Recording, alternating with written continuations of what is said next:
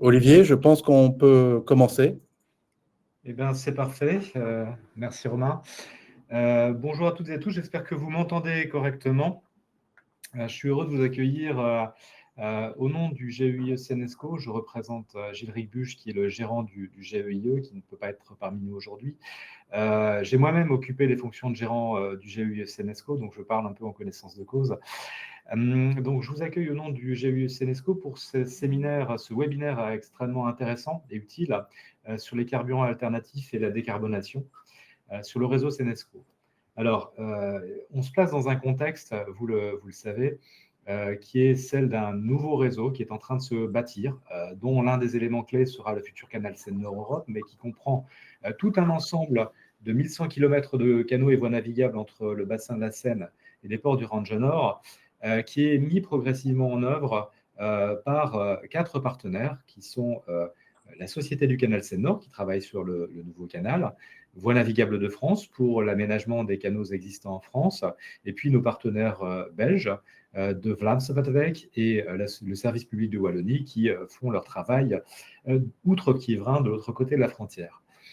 Le projet Senesco, c'est un véritable game changer en matière de transport fluvial. C'est le projet d'infrastructure le plus important de l'Union européenne. Et donc, c'est un projet qui, effectivement, suscite de nouvelles réflexions, de nouvelles avancées. Et les objectifs de l'Union européenne, au travers de ce réseau, ne sont pas seulement d'aménager une infrastructure, ça serait déjà beaucoup, mais ces objectifs vont beaucoup plus loin, puisqu'il s'agit de créer un système de transport intégré qui soit fluide pour l'ensemble des utilisateurs, depuis le bassin de la Seine jusqu'au port de la façade maritime nord et de Dunkerque. On a notamment les ambitions de l'Union européenne, elle les a posées, ces ambitions, au travers d'une décision d'exécution relative au projet Senesco. Cette décision d'exécution du 10 juillet 2024, elle prévoit des cibles de caractéristiques pour le réseau, mais elle prévoit également que l'ensemble des partenaires, des États membres qui mettent en œuvre le projet Senesco, soient concentrés sur d'autres actions, au nombre desquelles l'élaboration d'un cadre stratégique coordonné entre les différentes parties, permettant de promouvoir le déploiement complet d'une infrastructure pour carburant alternatif sur l'ensemble du réseau Senesco. Voilà. Donc, on est complètement aujourd'hui au cœur du sujet. Donc, la mise en œuvre de cette décision d'exécution ne relève pas des membres du groupement européen d'intérêt économique Senesco. En tout cas, cette mise en œuvre opérationnelle, oui, mais le pilotage relève des États membres au travers de la commission intergouvernementale qui est représentée par l'État français et les États flamands et wallons. Ce sont eux qui pilotent. Nous sommes des opérateurs qui mettons en œuvre concrètement les actions qui permettent la réalisation de cette décision d'exécution. La question que l'on peut avoir aujourd'hui, c'est jusqu'où allons-nous en matière d'élaboration d'un cadre stratégique ? Le cadre stratégique simple ou un cadre stratégique plus un plan d'action qui se déclinera d'ici la mise en service du futur canal Seine-Nord. Ce point-là doit encore être clarifié. C'est la commission intergouvernementale qui prendra la décision. Mais il nous appartient de défricher tout cela. Et c'est ce que nous allons faire, notamment au travers de ce séminaire. Alors, c'est vraiment important, cette question des carburants alternatifs. Ça touche tout le monde. Ça touche évidemment les opérateurs au sens large. Je parlais des 4 partenaires du GEIE Senesco, auxquels on peut rajouter la région Hauts-de-France, qui aura, au travers du syndicat mixte des ports intérieurs, la responsabilité de gérer les ports du futur canal Seine-Nord. C'est également l'ensemble du tissu et du réseau portuaire existant de la façade maritime, Dunkerque en France, ou des ports intérieurs, Lille, Valenciennes, Dourges et évidemment les ports du bassin de la Seine. C'est aussi effectivement quelque chose qui va intéresser l'ensemble des utilisateurs futurs, puisqu'il faut se préparer à des nouveaux systèmes de carburants alternatifs et évidemment acquérir ou en tout cas préparer la flotte pour qu'elle puisse être opérationnelle dès 2032, la mise en service du canal Seine-Nord. Et si possible, que tout ça puisse être anticipé de façon fluide et soutenable.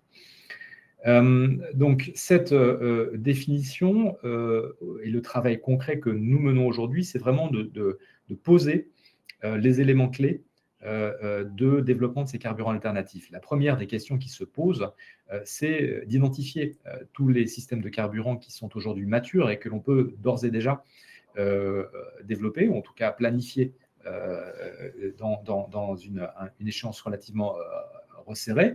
Il faut également que l'on puisse identifier les carburants pour lesquels des développements sont éventuellement encore nécessaires, mais qui représentent une opportunité d'avenir suffisamment significative pour que l'on ait d'ores et déjà des réflexions qui nous permettent de réserver les espaces ou de préparer les systèmes qui permettront leur déploiement rapide dans un horizon proche. Il faudra également que nous puissions identifier les carburants qui nécessitent une infrastructure localisée et les carburants qui peuvent s'accommoder de systèmes de desserte déportées ou mobiles par bateau, par camion ou par d'autres systèmes éventuellement. Identifier également les systèmes de carburant et les systèmes de desserte de carburant qui pourront se satisfaire économiquement d'une seule desserte du transport fluvial ou ceux qui nécessiteront, pour permettre un équilibre économique, de s'adosser à une desserte de transport, d'avitaillement de transport terrestre, routier notamment. Enfin, il y a une question qui est importante et qui peut nous éclairer les uns et les autres dans nos responsabilités respectives, c'est d'identifier ce qui nécessite véritablement une animation par la puissance publique, des actions positives, des appels à manifestation d'intérêt, de l'accompagnement d'aménagement de sites, de ce qui peut se développer, je dirais, de façon spontanée ou en tout cas assistée, ou d'ailleurs effectivement autonome, sous l'égide des entreprises et du privé, qui peuvent trouver de leur côté leur fonctionnement économique. On a déjà des entreprises d'avitaillement qui fonctionnent parfaitement sur les carburants classiques. Je ne doute pas que ces entreprises sauront se mobiliser également sur les carburants alternatifs. Voilà. Donc, je vais conclure ce mot introductif en vous répétant tout l'intérêt et toute l'utilité à la fois pour les opérateurs que nous sommes, Société du Canal, VNF et De Vlaams Savat-Avec et Service public de Wallonie, de nous aider à clarifier et à projeter dans le temps ces perspectives de carburants alternatifs. Ça nous facilite le travail, ça nous aide beaucoup pour pouvoir imaginer ce réseau Senexco cohérent qu'on essaye de construire, et pour vous répéter également toute l'ambition européenne autour de ce développement de carburant alternatif. Et c'est à ce titre que les contributions que vous pourrez avoir, ou les échanges que je ne doute pas fructueux dans ce séminaire, seront utiles pour du court terme et pour du très long terme. Voilà. Je vous remercie et je repasse la parole. Je pense, Romain, c'est toi qui prends la suite. Voilà. Oui, parfait. Merci. Merci. Juste vous présenter donc l'ordre du jour de ce webinaire. Donc, on prévoit plusieurs séquences. La séquence suivante va porter finalement sur la présentation de l'étude, ses objectifs, la démarche de travail et surtout l'ensemble des études connexes qui ont pu être menées par les différents membres du GE Senesco. On aura une séquence sur les leviers pour la décarbonisation du fluvial avec des sujets autour de l'ambition, les financements et les sujets de fiscalité. Troisième séquence sur l'état des lieux de la recherche, donc principalement en termes de développement des différents carburants alternatifs, des disponibilités de la technologie en matière aussi d'infrastructures et de différentes technologies liées à l'avitaillement, et puis le volet équilibre économique. Quatrième séquence portera sur les sujets de modélisation, donc l'analyse finalement pour chaque carburant alternatif des impacts techniques, économiques et environnementaux. La dernière séquence portera aussi sur des sujets autour du recensement des infrastructures existantes ou en projet, qu'elles soient des infrastructures de production ou distribution, en proximité du réseau Senesco. On aura ensuite un temps d'échange et une présentation des prochaines étapes qui portent principalement sur la rédaction du cadre stratégique. Et puis, on aura aussi 2 présentations de projets très concrets, celui de ZES, donc Zéro Émission Services, représenté par Michel Smith, et puis celui de CMB Tech, présent à Anvers. Je passe la main aux experts du groupe de travail.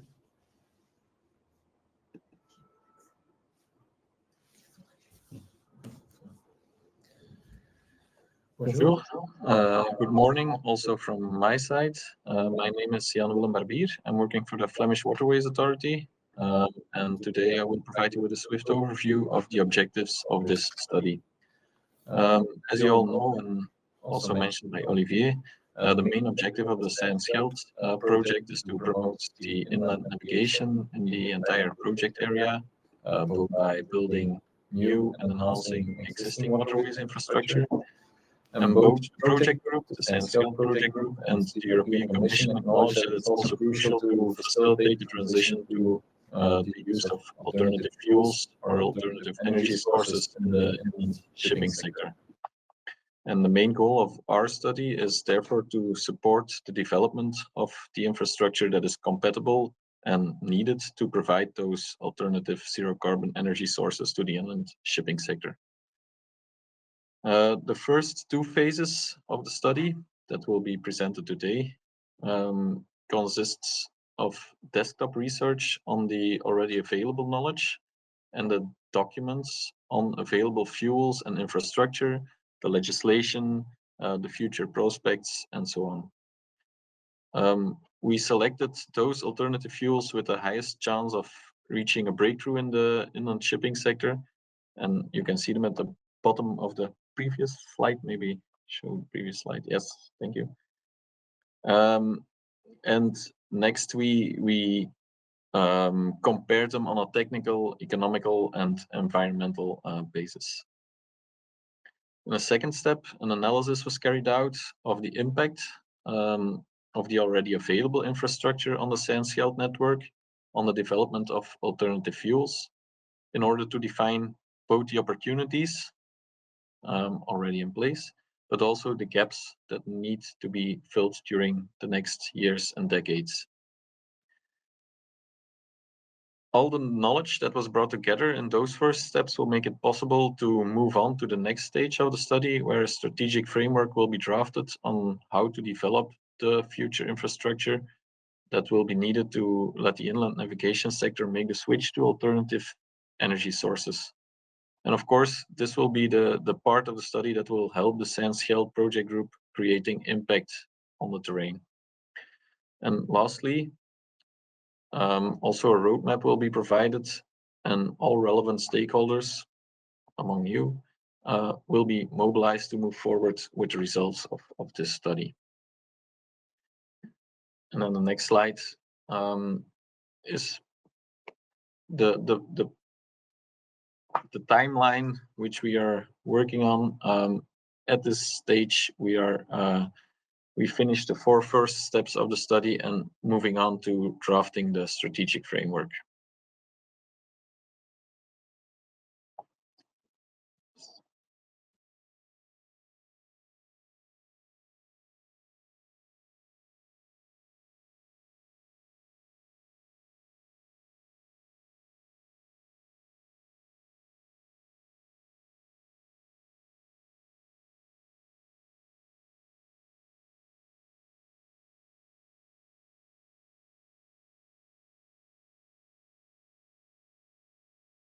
Coas, j'espère que vous m'entendez.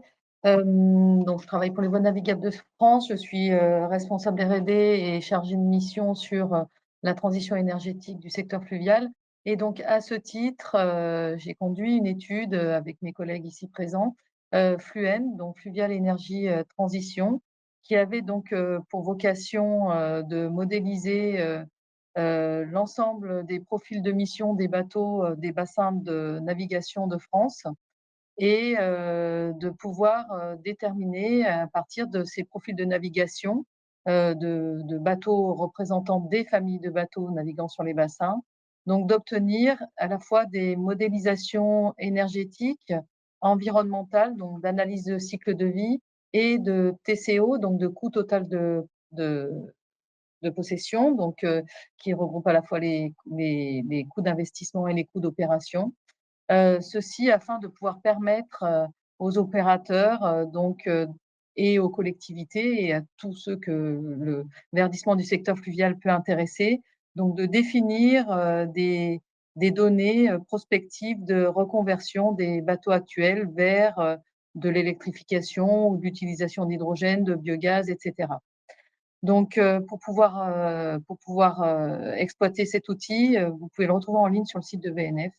Et vous pourrez également aussi avoir accès à des scénarios de verdissement. Donc, ce sont les scénarios qui ont été utilisés pour cette étude qui nous réunit aujourd'hui, en partie. Donc, des scénarios de verdissement avec des horizons 2035 et 2050. Merci. Olivier. Bonjour. C'est de projet innovation à direction territoriale bassin de la Seine et Loire-Aval.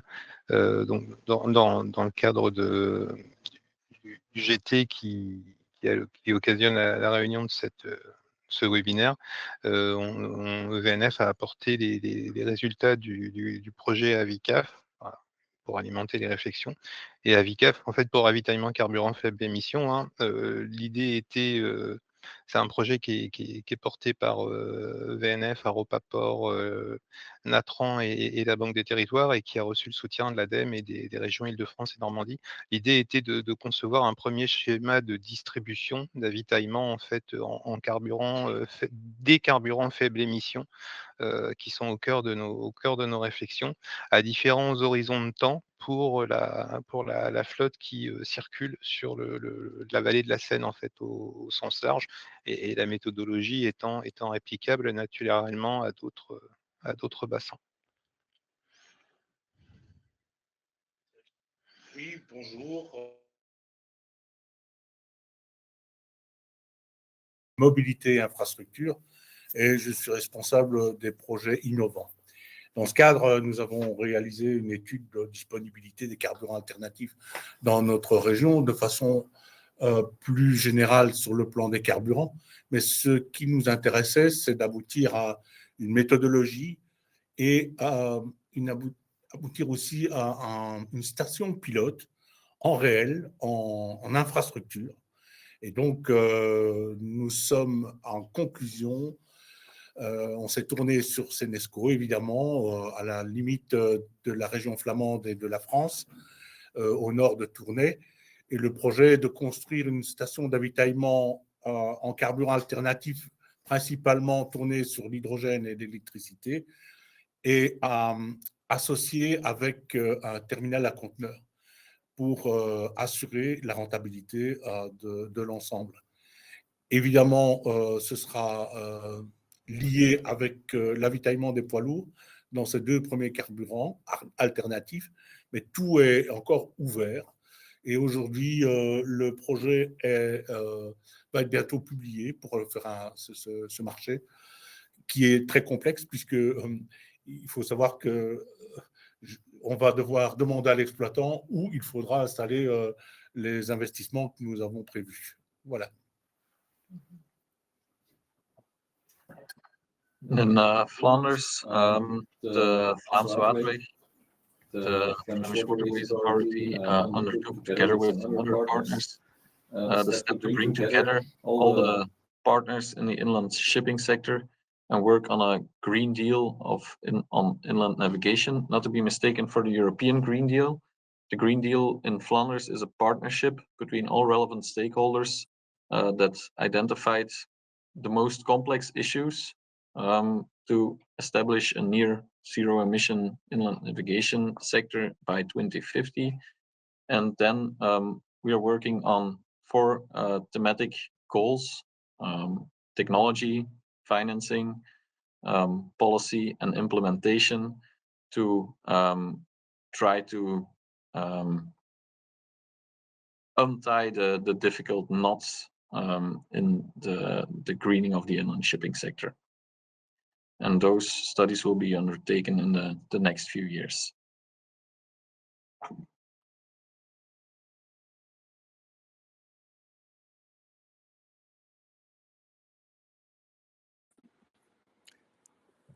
Oui, on va donc basculer sur la partie suivante du webinaire consacré finalement aux ambitions, au financement et à la fiscalité qui cadrent finalement le déploiement de ces carburants alternatifs pour le fluvial. Tout d'abord, donc j'ai commencé à présenter du coup plutôt le cadre réglementaire. Donc il y a un cadre réglementaire qui a été posé et qui est, on va dire, en cours de finalisation et d'ajustement, mais on va dire les grandes briques ont déjà été positionnées. Alors, il y a bien évidemment l'ambition, donc que doit faire le secteur fluvial pour se décarboner. Et donc, finalement, ce qu'il présente le plus clairement, on va dire, c'est celle de la feuille de route de la CCNR, qui ambitionne de réduire les émissions de gaz à effet de serre de 35% d'ici à 2035 et d'aller beaucoup plus loin à horizon de 2050 en utilisant un principe de neutralité technologique, ce qui est important puisque on va utiliser différents carburants et donc qui peuvent correspondre à différents usages. Et donc pour répondre à cette ambition ou pour plutôt la rendre possible, effectivement il y a d'autres piliers qui doivent soutenir cette ambition. La première, c'est de constituer une offre de carburants alternatifs. Et donc, il y a différents textes européens, donc les directives RED 2 et 3, qui vont justement aider à créer ce marché à la fois en définissant ce que sont ces carburants alternatifs et en donnant des objectifs sectoriels pour ces carburants. Il y a également la question de comment on intègre ces carburants d'un point de vue technique dans les flottes, puisque contrairement aux carburants traditionnels, l'utilisation de ces nouveaux carburants peuvent nécessiter des ajustements. Et donc là, c'est effectivement l'ESTRIN qui va venir définir les standards européens techniques pour justement utiliser ces différents carburants alternatifs et qui intègrent progressivement ces carburants dans cette dernière mouture de 2025, des choses sur l'hydrogène et le moteur à combustion et la partie méthanol. Et puis voilà, une fois qu'on a défini l'offre de carburant, qu'on a essayé d'intégrer dans les flottes, il y a évidemment l'infrastructure qui est clé et qui est donc un des axes de réflexion de ce projet. Et donc aujourd'hui, le texte de référence, c'est l'Alternative Fuel Infrastructure Regulation de 2023, donc qui pose des objectifs assez clairs pour différents secteurs. Concernant le fluvial, c'est principalement sur l'alimentation électrique à quai. Donc sur lequel il y a effectivement un certain nombre d'ambitions et de cibles à atteindre, mais ça positionne de sortie un certain nombre de règles pour d'autres secteurs, que ce soit le routier ou le maritime, avec un maillage un peu plus fin sur ces secteurs-là, et donc qui pourrait servir aussi de point d'appui pour alimenter le secteur fluvial. Donc ça, on va dire que c'est les premiers piliers. Alors ça reste encore, on va dire, incomplet dans le sens où effectivement, tout ça s'est positionné et s'est mis en place de manière assez rapide dans les 5 dernières années pour décliner le Green Deal et Fit for 55. Sur le fluvial, finalement, les objectifs sont assez peu contraignants par rapport à d'autres secteurs comme le routier ou le maritime. Donc, il peut y avoir des marges de manœuvre un peu plus fortes pour déployer des infrastructures sur ce secteur du fluvial. Et on voit qu'il y a encore des choses qui restent à compléter, notamment un certain nombre de textes qui n'ont pas encore été transcrits dans les législations nationales. On va en revenir tout à l'heure, notamment sur ce qui concerne la fiscalité et notamment la fiscalité sur les carburants alternatifs. Et donc finalement, le fait que il n'y a pas d'objectif aussi contraignant que pour d'autres secteurs, qu'il y a encore des choses à définir d'un point de vue réglementaire, ça peut encore à ce stade constituer un frein pour le déploiement massif d'infrastructures et de décarbonation des flottes de bateaux sur l'itinéraire.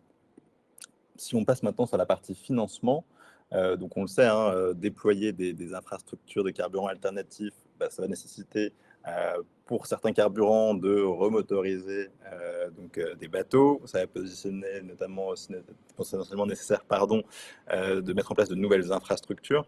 Donc aujourd'hui, il y a plusieurs financements qui existent. Alors je vais passer sur les financements sur l'innovation qui ont déjà été débloqués et qui le sont encore pour créer des pilotes et me concentrer vraiment sur ceux qui seront utiles au déploiement.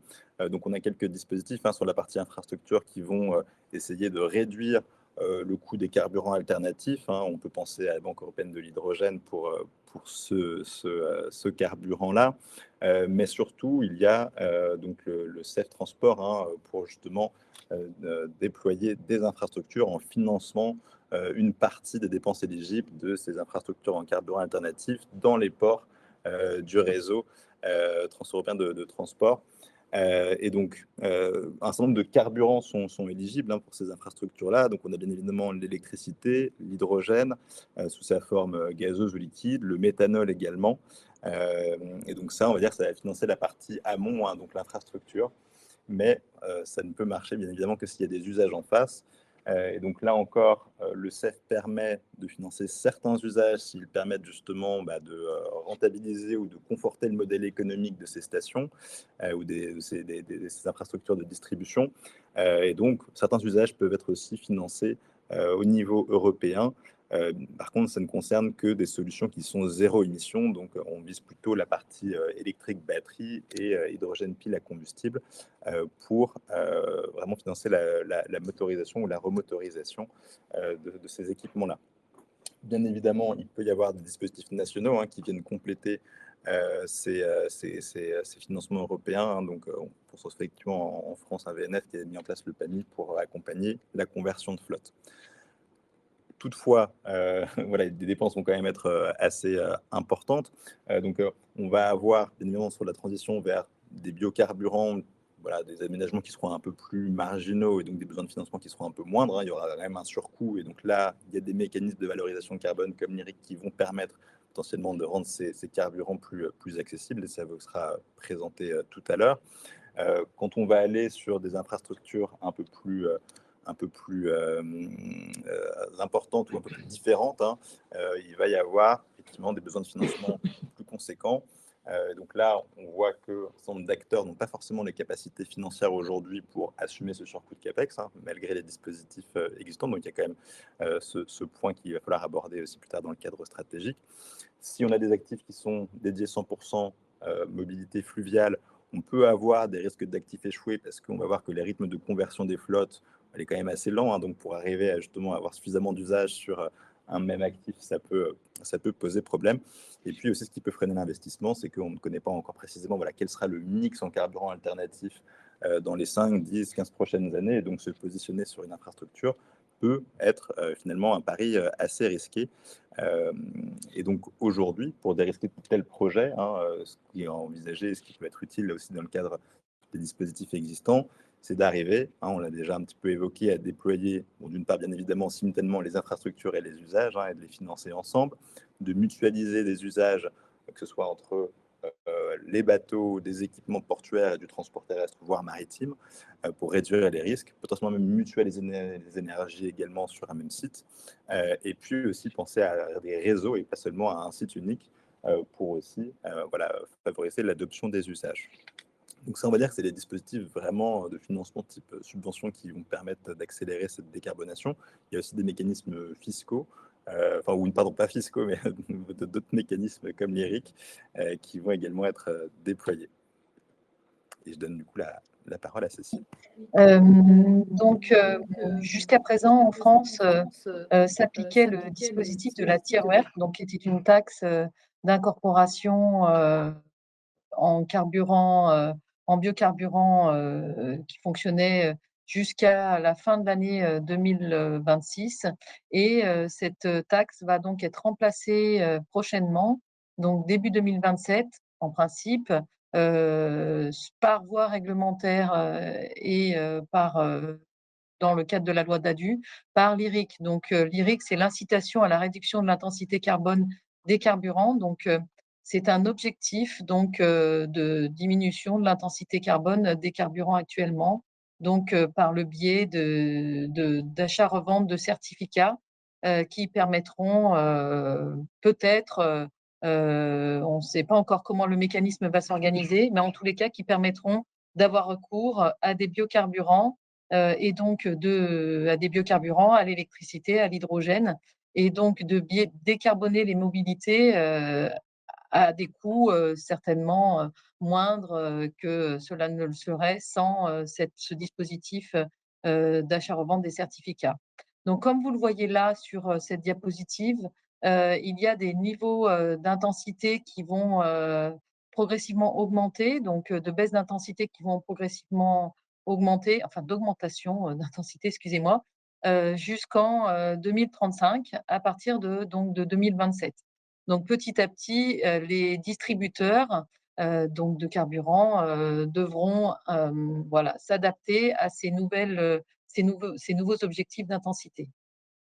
Donc pour le secteur fluvial, cela nous paraît plutôt intéressant, mais reste encore à savoir comment le dispositif va s'organiser d'ici 2027, et également est-ce que l'électricité sera prise en considération dans le dispositif. Aujourd'hui, tout n'est pas arrêté, donc c'est un travail que l'on mène collégialement avec Entreprises fluviales de France, avec la DGITM et avec les avitailleurs pour justement faire en sorte que ce dispositif soit fluvial compatible.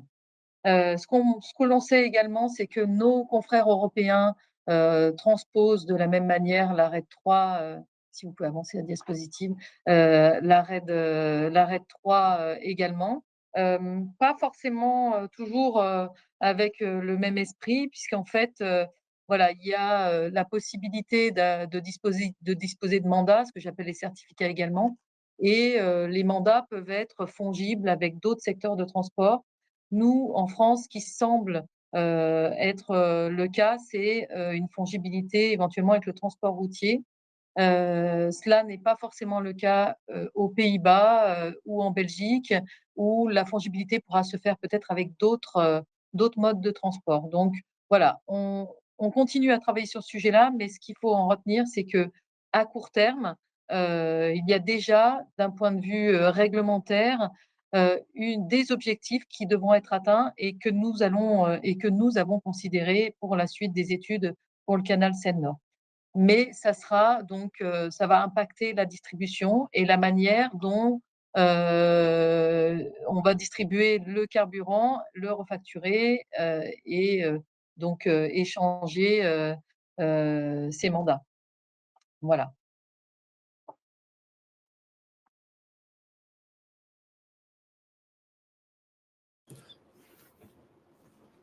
Merci Cécile. On va passer sur une restitution synthétique de l'état des lieux de la recherche qu'on a pu réaliser dans le cadre de l'étude. Tout d'abord, vous présentez le périmètre des carburants qui ont été étudiés. Donc, vous avez ici la liste des carburants étudiés. Et donc, ce qu'on a regardé avant tout, c'était les perspectives à long terme de développement des différentes énergies, leur capacité finalement à s'insérer dans les motorisations existantes, ou le besoin de faire évoluer ces motorisations, la disponibilité de la technologie permettant leur usage, donc principalement les modalités d'avitaillement. Est-ce qu'il y a un réseau de distribution existant ou est-ce qu'il y a, entre guillemets, tout à construire? Et puis l'équilibre économique d'une bascule des motorisations actuelles vers ces carburants et le contexte aussi juridique et administratif par rapport à ces carburants et leurs usages au niveau du fluvial. Sachant que ces carburants, pour certains, sont aussi bien sûr utilisés par le mode routier, le mode maritime et certains par le mode aérien.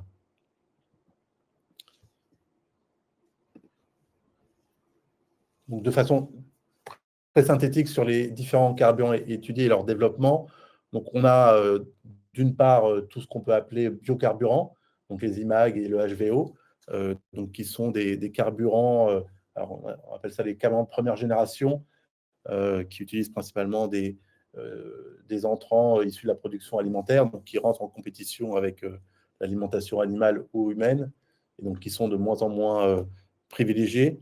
On parle aujourd'hui de carburants de seconde génération, issus de la biomasse non alimentaire, et donc qui présentent aussi des meilleurs bilans environnementaux. Et puis on a aussi le HVO qui se développe, utilisé en particulier par le le mode routier et un peu par le mode fluvial, on a pu le voir. Ensuite, on a tout ce qui est carburant de synthèse, donc ce qu'on appelle les GTL, CTL, BTL, XTL. Donc, ce sont tous des e-carburants qui sont produits à partir d'hydrogène vert et de CO2 recyclés. Et donc, ces carburants sont encore en cours de développement et avec des coûts de développement encore importants pour leur utilisation au niveau du fluvial. On a ensuite les biogénels, le BioGNC. C'est des solutions qui sont matures, utilisées par le mode routier, avec déjà des infrastructures existantes et en proximité du réseau Senesco. Et donc, c'est des vecteurs qui sont intéressants potentiellement pour le mode fluvial à moyen terme. Ensuite, on a l'électricité, donc aujourd'hui qui se développe, et on présentera la solution ZES dans quelques instants. Tout d'abord par des propulsions diesel électriques, donc c'est un mode hybride, et puis maintenant des solutions complètement électriques avec des batteries, des systèmes de batteries qui sont disponibles. On a ensuite le et biométhanol, donc c'est des solutions aussi qui présentent des bilans carbone favorables lorsqu'ils sont produits à partir de matières organiques hors méthanol d'origine fossile, et qui sont aussi des solutions qui sont étudiées et intéressantes pour le fluvial. Et puis, je laisserai peut-être la parole à Kevin sur l'hydrogène. Oui, tout à fait. Donc, effectivement, pareil.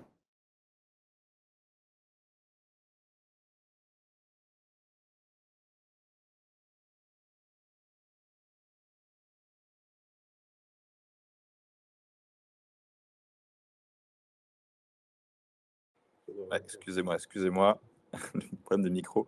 Donc oui, sur ce dernier carburant, donc l'hydrogène renouvelable et bas carbone, voilà, effectivement, c'est déjà une technologie qui a été testée. On a déjà les premiers bateaux à hydrogène, qui peut utiliser soit une technologie pile à combustible ou alors un moteur à combustion interne. Et donc voilà, aujourd'hui, la principale limitation, ça reste encore le coût élevé de l'hydrogène pour la mobilité, même si on verra plus tard, d'autres projets sont en cours et pourront peut-être venir réduire le coût de ce carburant. Donc, pour conclure, dans le cadre de l'étude, on a regardé toutes les solutions, tous les projets qui ont été développés autour de ces carburants, donc des projets de rétrofit de navires, de construction de nouveaux navires. On a eu plusieurs échanges avec les porteurs de projets. Donc, tout ça est développé de façon assez forte dans nos livrables. Voilà.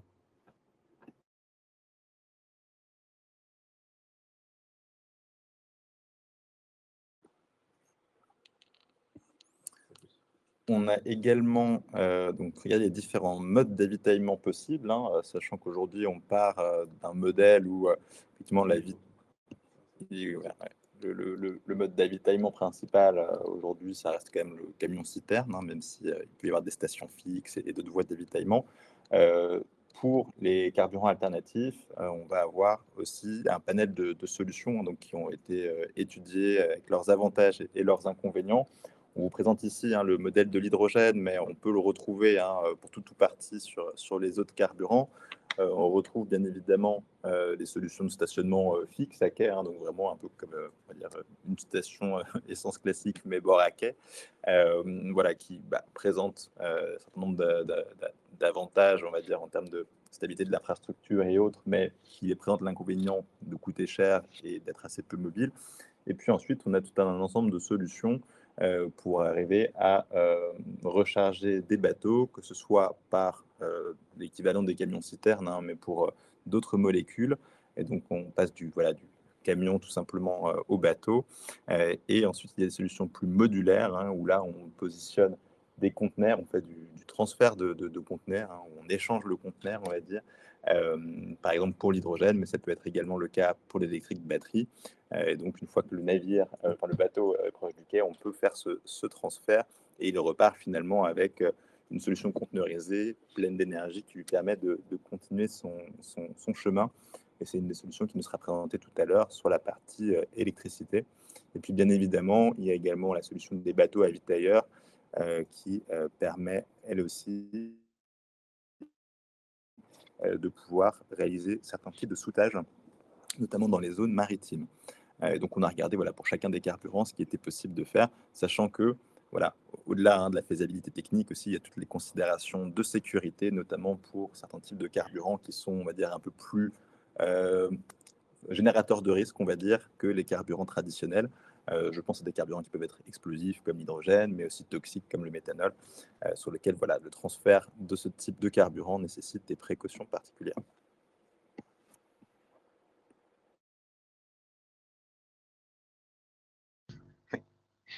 Alors, pour continuer en fait sur le sujet, les remontées de terrain, il y a de nombreux acteurs en fait qui ont été acteurs économiques qui ont été identifiés, qui ont été interrogés de manière à identifier en fait quels étaient les points d'attention.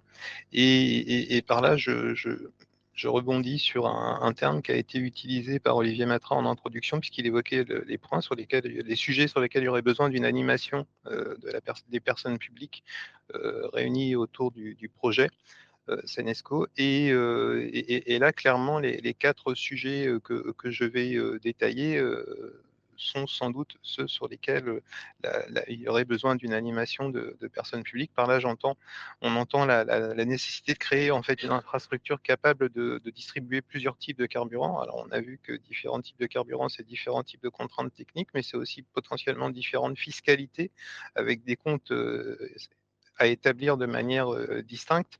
Et là, clairement, il y a besoin il y a un besoin de souplesse et d'adaptabilité en fait à des contraintes techniques qui pourra se faire qu'avec effectivement l'animation des personnes publiques. Le second point, c'est l'harmonisation des orientations en matière de carburant. Précédemment, on évoquait la distribution, mais il y a une nécessité de convergence en fait en termes de choix techniques, tout simplement, en fait, de manière à ce qu'un bateau qui part du Range Nord pour aller jusque dans la vallée de la Seine, pour prendre un exemple, il faut qu'il y ait une continuité au niveau de l'itinéraire, et là, ça nécessite un travail d'harmonisation entre les acteurs présents le long de ce réseau. Donc, ça nécessite aussi de fait une anticipation, parce que les spécialistes de la distribution de ces vecteurs énergétiques en fait vont devoir repositionner leurs actifs, vont devoir sans doute faire développer de nouveaux équipements, et il faut pouvoir aussi leur donner de la visibilité à eux en tant qu'acteurs économiques. Le troisième point consiste à avoir une approche raisonnée au niveau des territoires, du foncier, en fait, plutôt en termes de cible. Aujourd'hui, on a une vision en fait où telle parcelle est gérée par tel opérateur, telle parcelle appartient à tel opérateur. Dans la vision qu'on essaye de mettre en place, faudrait être en capacité d'enjamber quelque peu cette vision morcelée des territoires, et de se dire qu'il y a des zones qui sont prioritaires pour le déploiement, en fait, qui sont à prioriser pour le déploiement des outils de distribution des carburants alternatifs pour l'avenir. Et là, pour le coup, c'est sans doute sur ces territoires, ça nécessite une ingénierie ou une réflexion un peu agile, en se focalisant sur la finalité ou la pertinence d'avoir un équipement de ce type sur un territoire, de manière à enjamber en fait les sujets relatifs à qui appartient d'un point de vue juridique la parcelle. Donc ça nécessite des coopérations entre les acteurs publics et privés sur ces territoires. Et le dernier point, c'est la durabilité des infrastructures. Là, on est sur des équipements.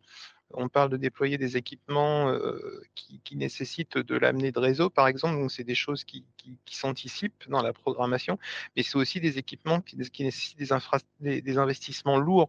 Et du coup, il faut être aussi en capacité de donner de la visibilité aux entreprises, aux acteurs publics, privés, surtout qui vont exploiter ces équipements, et là, trouver les véhicules juridiques en fait qui les sécurisent dans leur choix d'investissement sur tel ou tel site, tel ou tel équipement, parce que c'est aussi par cette capacité à avoir des véhicules juridiques adaptés qu'on intéressera les acteurs privés, et qu'on arrivera à déployer les infrastructures dont on parle depuis le début du webinaire.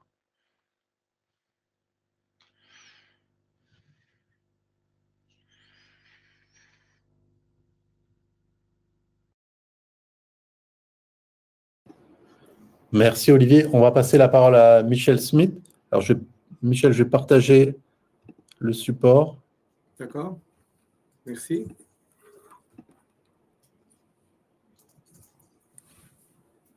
D'accord, bonjour à tous. Pour l'invitation, je voudrais Michel, continuer. est-ce que c'est bon pour... It's okay for you? It's okay for me, si. Restez, s'il vous plaît.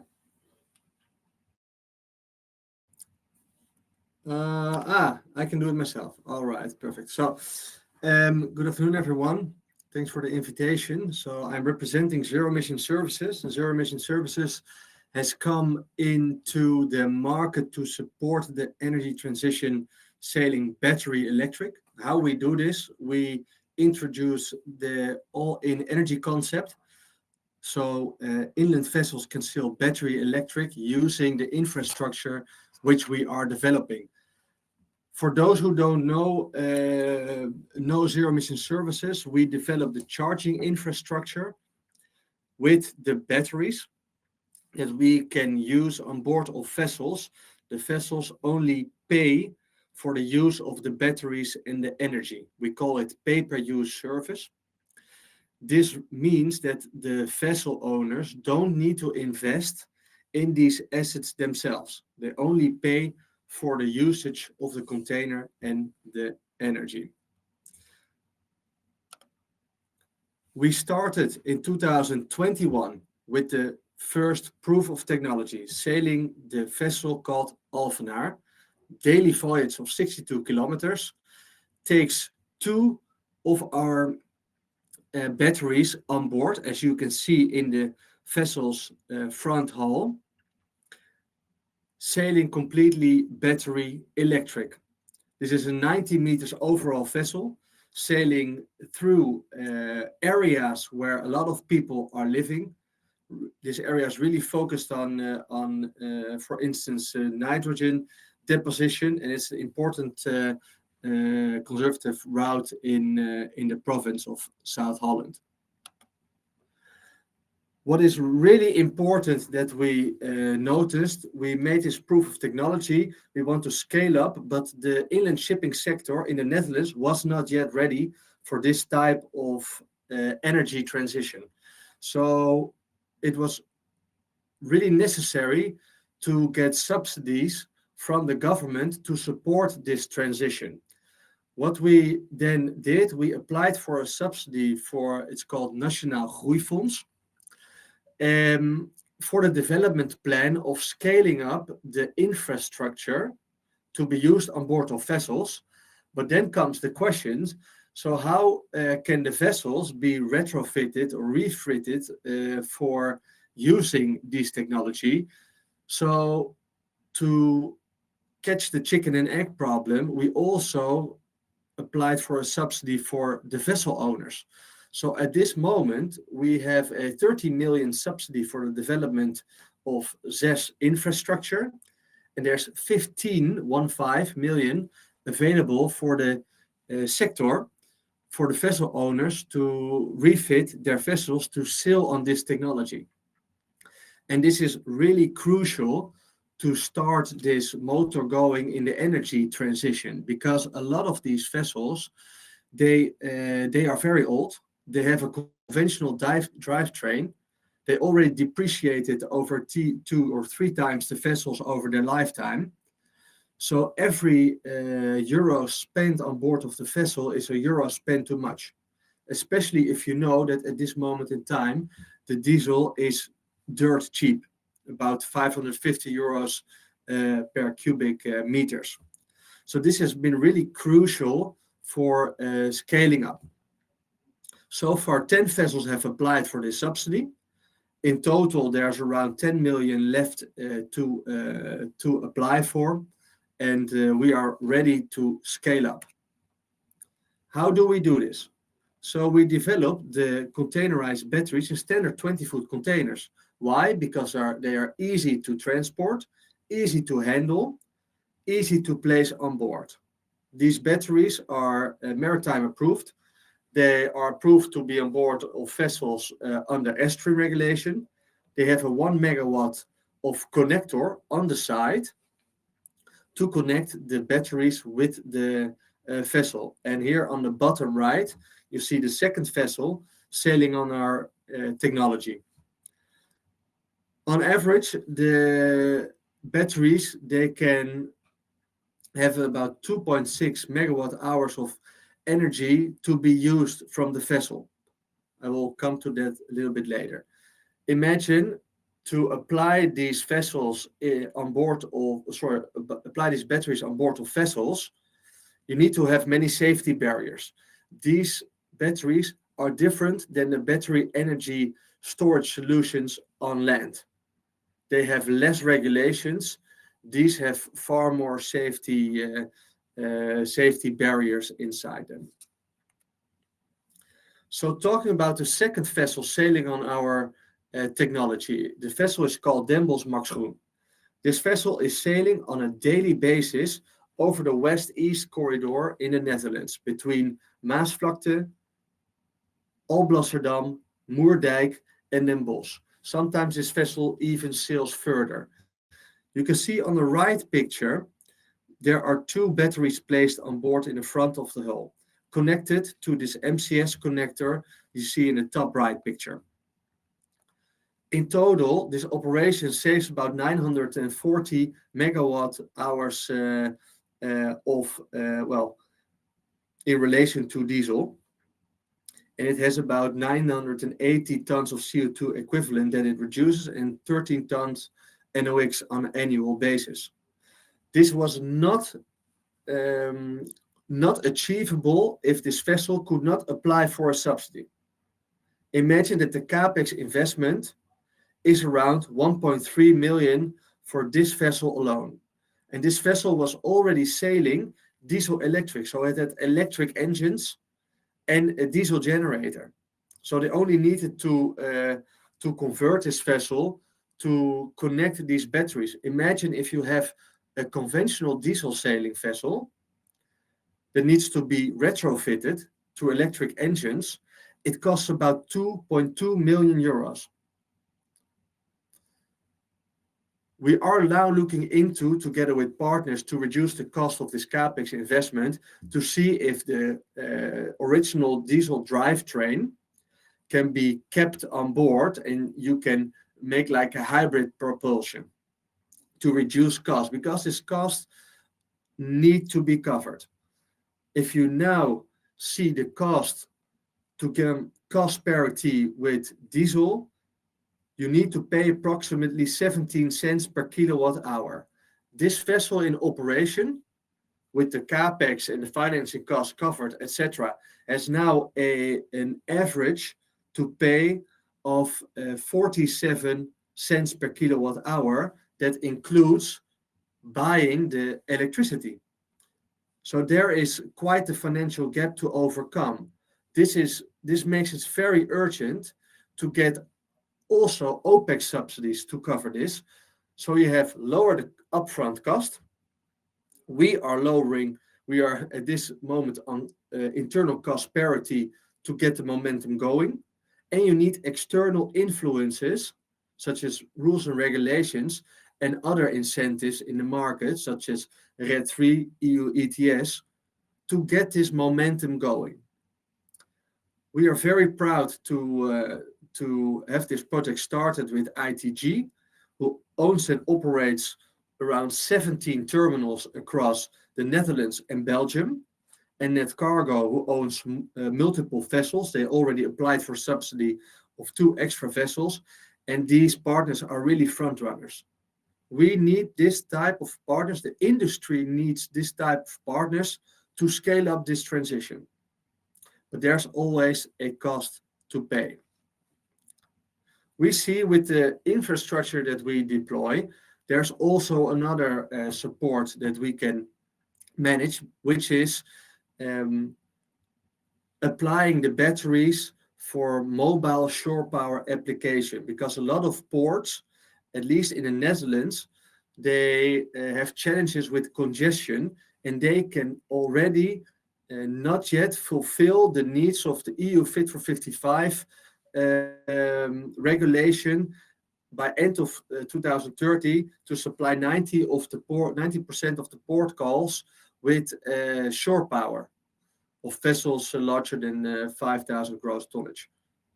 So with our development of the infrastructure, come to that later, we create also a mobile pool of batteries to be transported for mobile shore power usage.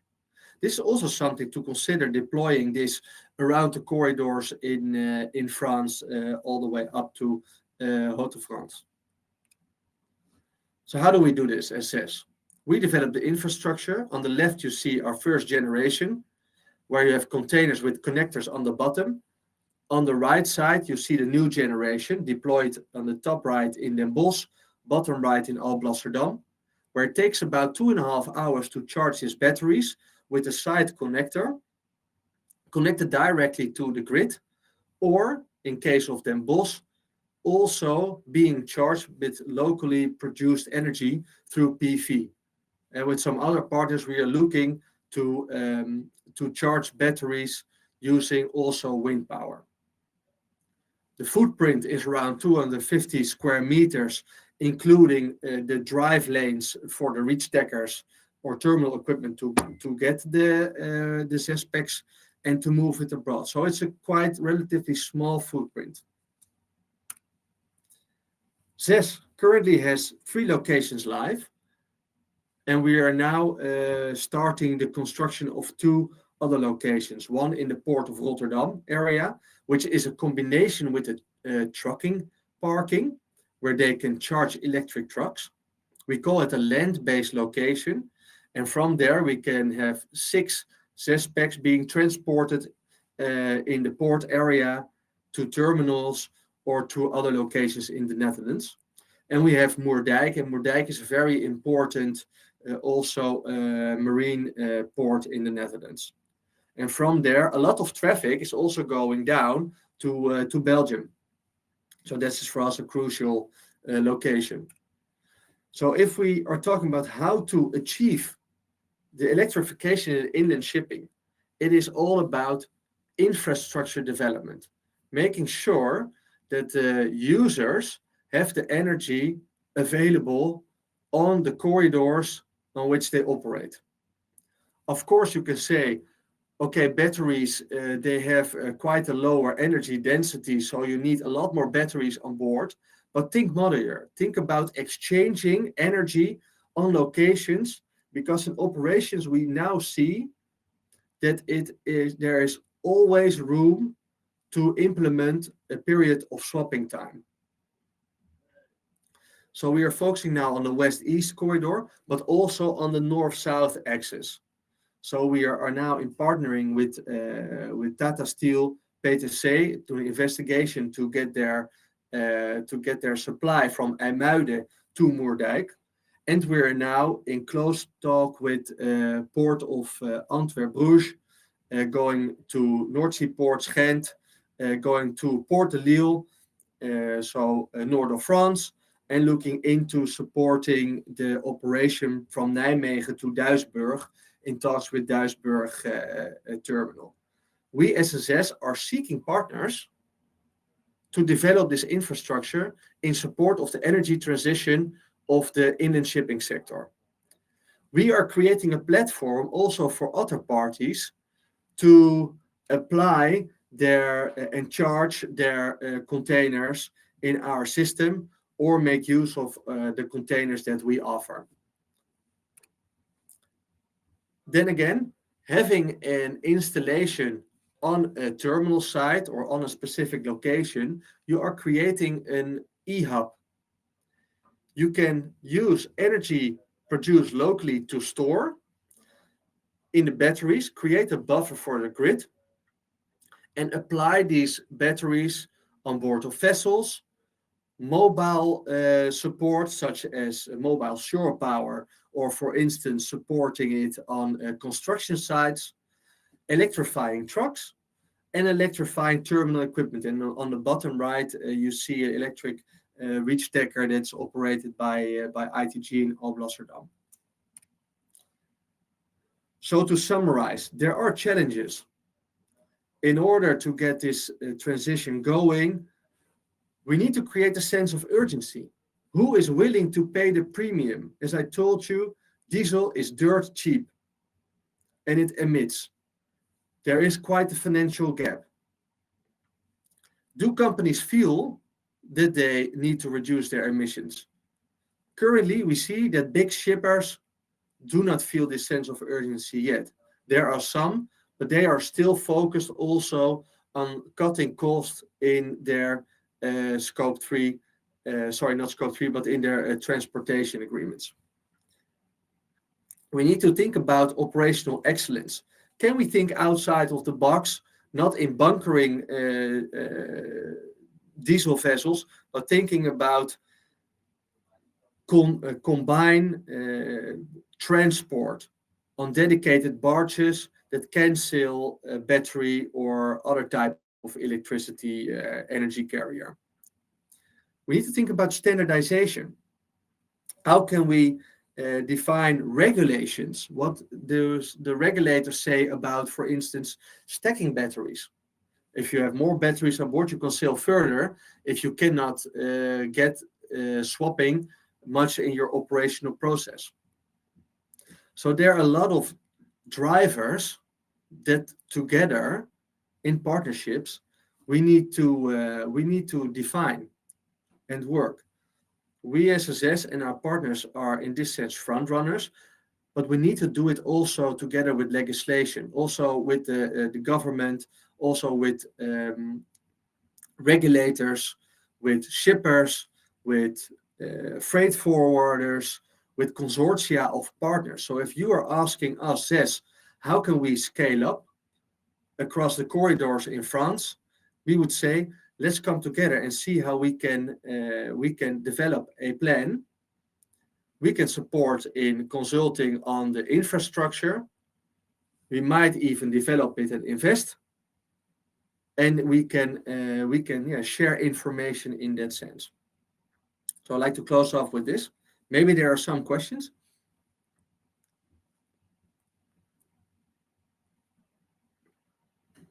Thank you, Michel. Maybe il y a peut-être des questions. Les participants, si vous voulez poser des questions à Michel dans le chat.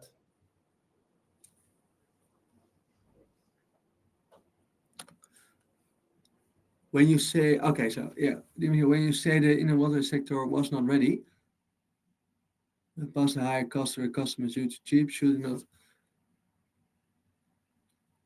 field. Yeah, so when I was saying indeed that the inlet waterway sector was not ready, it meant that there is indeed no regulations in place that incentivize the sector to transit to cleaner energy. That's one pillar. The second pillar is that there were no means available to pay for this transition, because there were subsidies available to renew diesel engines, but not available to renew the vessel, which is already 30, 40 years old, to renew to new, for instance, electric drivetrains. And indeed, there should be attention on a regulatory level, on a governmental level, to create incentives to either make energy cheaper, because currently our customers need to pay tax on the energy. This is about 40 euros per megawatt hour, and the total price of energy becomes around 180 euros per megawatt hour. So 40 divided by 180, that's quite a large share. And indeed, implement regulations that diesel becomes more expensive. For instance, through EU ETS 2 and RED 3. But we already see that this is not sufficient. So it's about creating the equal level playing field on energy types, but also creating the incentives for, in the end, the shippers who own the freight to pay the extra for renewable transportation of their freight. And currently that's not the case. If our customers want to electrify, they would go to the freight forwarder and say, okay, will you pay the premium? They will go to the shipper and they will say, no, we're not paying the premium. So in the end, we can make a beautiful business case, but they will not pay. And is this indeed an EU approach? I believe so. Yeah, it's an EU approach. It's a national approach because there are national regulations that can be leveraged to increase incentive, and even a local approach. If you look at provinces, for instance, the province of South Holland is now implementing incentives such as local subsidies to support reducing emissions such as NOx, because we have quite an NOx problem in the provinces. Does that answer your question, Karin?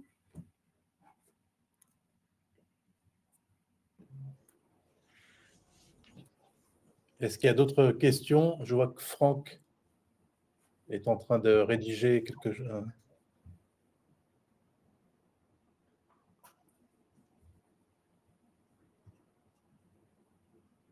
Okay, so and also Cyril is something considered dans le temps à Kai. Is it something, Romain, is it also a question? No. Okay.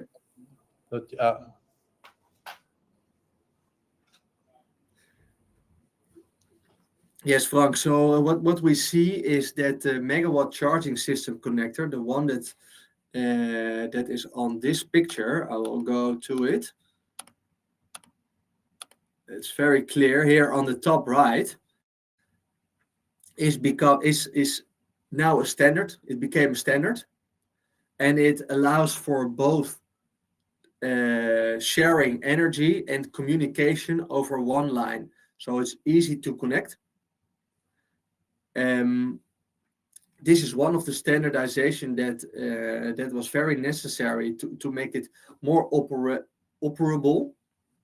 This is important. And in terms of containers, it is important that not per se the internal should be standardized, but it's more about communication protocol and bandwidth of power connector. So that's indeed important. And if you see how quickly it goes, we feel that it's up to the market to define the standard together with the partners who set and create the standard. So we were one of the first that are operating the MCS connector. When we started operating, it was not yet a standard, but through the use and the information we gathered, the new standard was also updated. And indeed, in terms of H2, there is some standardization. They have a different type of connector, not the MCS connector, because both the gas is going to the fuel cell, so it is different than this one. But indeed, standardization is also key. Karin, in any case, we have to be precise about what is necessary at EU top to clearly, yeah. We are thinking about fuel EU. So if you ask me, if you're talking about precisely what is necessary, it is not only, it is indeed incentivize in terms of emissions. If you continue sailing on fuel and you emit, it is also decreasing if you're not implementing tax on gas oil, you should, in our view, also not tax energy, because that's already unequal. So that's an important one. I don't know what is specifically what you mean with we are thinking about fuel EU. So maybe elaborate on that.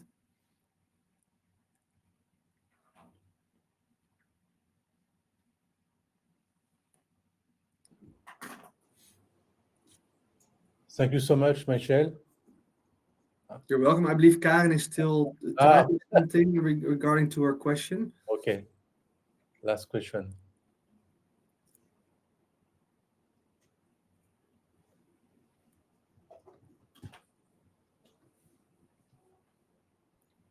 And maybe also include, because the sector in the Netherlands are now taking advantage of the subsidy that we applied to the National Groeifonds 5 years ago. New subsidies need to come in play that incentivize it, not only on capex, but also on covering the OPEX gap in this.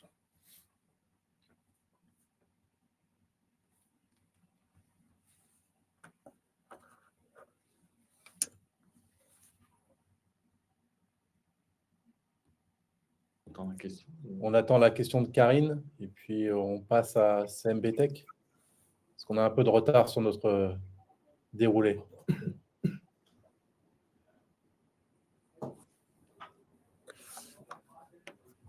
Bon, je vois que la question n'arrive pas, on fera après, on la prend et on la traitera après. Ah.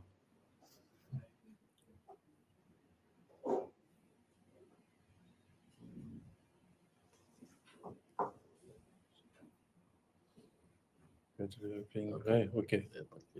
Okay.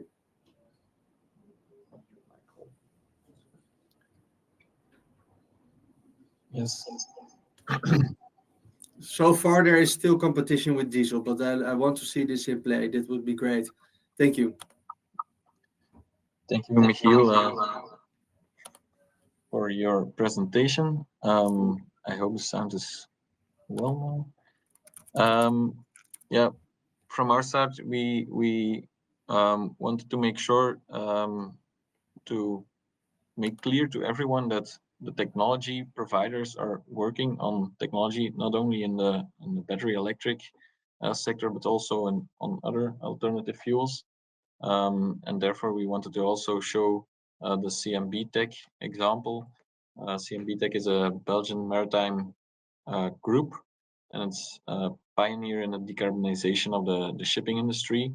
It provides integrated low carbon solutions, and yeah, it focuses on large scale marine and industrial applications.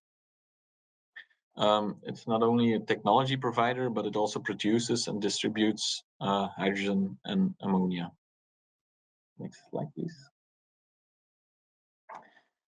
In Antwerp, they also equipped the Hydrotug, a tugboat, and it's powered by combustion engines that run both on hydrogen in combination with conventional fuel, which leads to a very large reduction of the fuel consumption and thus also the CO2 emissions.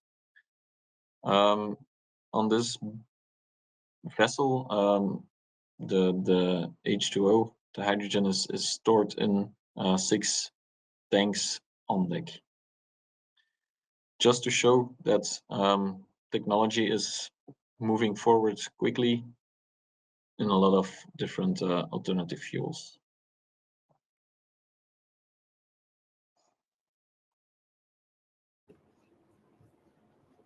Merci Jean-Willem. On passe à l'étude comparative technique, économique et environnementale et les travaux sur la modélisation. Donc, je passe la main à Cécile et Adrien.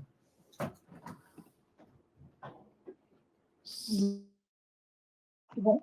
Donc, je vais commencer par approfondir quelque peu mes premiers propos sur Fluent en tout début de réunion pour ensuite donner la main à Adrien qui vous expliquera comment il a utilisé donc, ces données pour réaliser des scénarios pour nos travaux. Donc, très rapidement, puisque j'en ai déjà parlé tout à l'heure, donc Fluent, c'est un outil que vous pouvez désormais retrouver en ligne sur le site de VNF. Donc, il suffit de taper Fluent et de dérouler un peu le menu et vous trouverez donc cet outil digital. Là, simplement, ce que je vais faire, c'est vous présenter très rapidement comment cet outil s'organise et préciser également que nous l'avons donc conçu avec LIFPEN. Donc, LIFPEN est une organisation scientifique française qui a vocation à travailler sur les mobilités et les nouvelles énergies pour les mobilités. Donc, l'outil rassemble plusieurs éléments, plusieurs données, donc des données en temps réel à l'année 2025 et 2026, et ensuite des données prospectives à 2035 et 2050. Pourquoi ces échelons-là? Parce que ce sont les paliers qui ont été donnés par la CCNR pour décarboner, donc pour le secteur fluvial, à 2035, c'est-à-dire moins 35% d'émissions de gaz à effet de serre et de polluants locaux d'ici donc 2035, et à 2050, autant que faire se peut, atteindre la neutralité carbone. Donc pour ce faire, on a dû imaginer des solutions de décarbonation, comme cela vient de vous être présenté, pour atteindre ces objectifs-là. Donc pour les réaliser, plusieurs données ont été utilisées, notamment, comme je disais tout à l'heure, des profils de mission des bateaux, de familles de bateaux, donc des profils de mission en conditions réelles de navigation, c'est-à-dire que ce sont des mesures qui ont été réalisées sur plusieurs semaines, sur certains bateaux de navigation sur la Seine, sur le Rhône, sur le Nord-Pas-de-Calais. Ces données ont été rentrées dans un système, dans un logiciel qui a été conçu par l'IFPEN avec des données fluviales. Et ensuite, sur ces données-là, on va tester des carburants et des systèmes de propulsion nouveaux, c'est-à-dire soit de l'hybridation, soit de la pile à combustible, soit donc du moteur à combustion interne. On teste tous les carburants sur ces différents types de propulsion. Il y avait de l'hybridation parallèle, l'hybridation série également. Et donc, les carburants qui sont testés, ce sont donc le méthanol, l'hydrogène, les biocarburants, le gasoil, bien sûr, puisque c'est un carburant de référence, et l'électricité. En revanche, il manque juste simplement une chose pour en revenir justement aux présentations qui ont été faites aujourd'hui. Il manque quand même dans cet outil-là la recharge électrique. C'est un travail que l'on va conduire en 2026, c'est-à-dire quels seraient les résultats aussi avec une recharge électrique séquencée, que ce soit avec du conteneur ou avec de la recharge directe en direct sur le quai. Donc à partir de ça, à partir de ces éléments-là, on obtient des données donc de coûts, d'analyse de cycle de vie, d'émissions de polluants et de consommation d'énergie pour chacun des carburants, donc d'autonomie, pour chacun de ces carburants-là, pour chacune des solutions qui sont envisagées. Ce qu'il faut noter, c'est qu'avant qu'on passe à des cas réels, ce qu'il faut vraiment noter, c'est qu'on a dû entrer des données prospectives. Aujourd'hui, on ne sait pas quel sera le coût de l'électricité, quel sera le coût de l'hydrogène, quels seront le coût des techniques de propulsion pour 2035 et 2050. Donc, voilà, cet outil peut amener à des discussions, à des échanges parce que les données sont vraiment prospectives. Elles s'appuient sur des travaux scientifiques, mais elle reste prospective. C'est pour cette raison que l'outil sera remis à jour tous les 2 ans avec des données qui seront un peu plus stabilisées. Donc là, 2 illustrations, si Romain veut bien lancer. 2 illustrations des sorties que peuvent apporter l'outil. Donc la première, c'est donc, alors on est sur quoi là? Sur la comparaison du coût total de possession. Donc ce que vous pouvez voir, c'est en abscisse le type de propulsion. Donc on voit propulsion hybride série, hybride parallèle, thermique, électrique, pile à combustible, je veux dire. Et ensuite, vous avez en ordonnée le coût. Donc on est sur un horizon 2050, sur la Seine et sur un automoteur. C'est ce que vous voyez en haut à gauche. Et le résultat, c'est donc la compilation des CAPEX en bleu et des OPEX en vert. Donc les coûts d'opération, ce que l'on constate là, c'est que les coûts d'opération sont vraiment les coûts les plus élevés dans un coût total de possession d'un automoteur sur la Seine. C'est à peu près la même chose sur l'ensemble des bateaux. Et donc la moyenne des deux, enfin le total des deux, c'est le petit point noir en haut de l'histogramme. Ensuite, on va passer sur une sortie d'analyse de cycle de vie, toujours sur le même horizon 2050, toujours sur la Seine et sur un automoteur. Ce que l'on voit ici, alors ce qu'il y a de dommage, c'est qu'on ne voit pas l'énergie. Bon, il y a une petite extraction qui a dû sauter. Ce que l'on voit ici, c'est donc l'analyse de cycle de vie selon les différentes solutions donc de propulsion énergétique. Et donc le résultat, c'est donc toujours le petit point noir. Et ce que l'on voit, c'est que ce petit point noir, il est à peu près le même, quelles que soient en fait les solutions, sauf la solution GNR. Quelles que soient les solutions. Pourquoi donc? Que ce soit l'hydrogène, l'électricité ou les biocarburants. Voilà, c'est parce que ce que vous voyez, c'est qu'il y a donc en négatif des phases de biocrédit. Donc ces phases de biocrédit permettent justement à utiliser des déchets pour produire des carburants et donner une seconde vie à un CO2 qui a été émis. Et donc, ça neutralise finalement l'émission en sortie d'échappement et ça apporte un bon score aux biocarburants, au biogaz et au biométhanol. Il faut mettre en parallèle l'ensemble des résultats pour pouvoir vraiment se faire une idée des solutions qui pourraient être les solutions les meilleures. Et bon, là, on ne l'a pas présenté, mais vous aurez, si vous allez tester l'outil, les mêmes sorties avec les émissions de polluants. Et donc, les émissions de polluants forcément font la différence avec l'hydrogène et l'électricité, puisqu'il n'y a pas de biocrédit pour les émissions de polluants, tel que cela peut être le cas pour les GES. Et je laisse la main à Adrien pour donc illustrer l'utilisation de ces données-là pour nos travaux. Merci. Bonjour à tous. Donc, sur la base de Fluent que Cécile vient de nous présenter, on a réalisé des modélisations prospectives pour essayer de simuler les impacts environnementaux et les impacts en termes de coûts à horizon 2035 et à 2050 sur le périmètre de notre étude. Cécile l'a rappelé, on est sur des éléments prospectifs. On essaie de se rapprocher un maximum de la réalité avec des mesures terrain, de données de consommation. Mais sur un horizon 2030 et 2050, c'est important de se rappeler qu'il faut intégrer les résultats qu'on va vous présenter juste après avec une marge de confiance. Comment on a fait pour réaliser ces modélisations énergétiques? On est reparti de données sur l'évaluation de la flotte à horizon 2035 et à horizon 2050.